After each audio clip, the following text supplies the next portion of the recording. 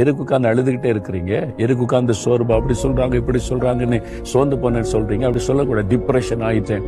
இந்த டிப்ரெஷன் வார்த்தை தேவ பிள்ளையுடைய வாயிலிருந்து வரக்கூடாது. நம்ம எதுக்கு டிப்ரெஷன் ஆகணும்? நம்ம கூட இருக்கிற இயேசு எவ்வளவு பெரியவர்.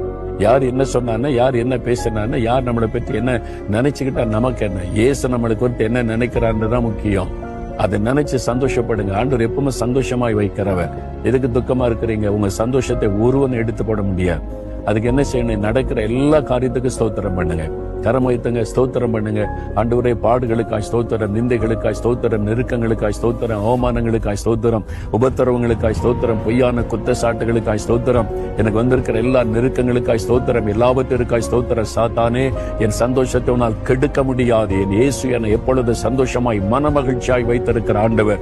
இயேசுவின் நாமத்தில் நான் களி கூறுகிறேன், மகிழுகிறேன். இயேசுவின் நாமத்தினால் எல்லா போராட்டங்களை ஜெயித்து மகிழ்ந்து களி கூறுகிறேன். என் சந்தோஷத்தை ஒருவரும் கெடுக்க முடியாது, எடுக்க முடியாது. இயேசு கிறிஸ்துவின் நாமத்தில் ஆமென், ஆமென்.